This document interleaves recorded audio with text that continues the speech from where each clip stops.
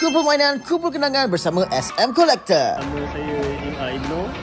Ini untuk SM. Baru-baru ini di Pavilion Bukit Jalil, saya ada dapat beberapa cenderahati daripada rakan-rakan kolektor. Ini daripada saudara Ibnu. Dia bagi saya kad Kamen Rider dan juga mainan Pokemon. Ini boleh buat video unboxing lepas ni. Adik Hamzah pula dia bagi saya satu kad Gaole. Bolehlah bawa main ke arcade. Adik Afiq pula dia bagi saya kad Charizard. Wah, cantik kalau masuk binder ni. Color gold dia memang terang. Abang Feris kita pula dia bagi saya satu kartu Pokemon Indonesia. Ini dia, kita ada Leafeon EX. Memang nice lah.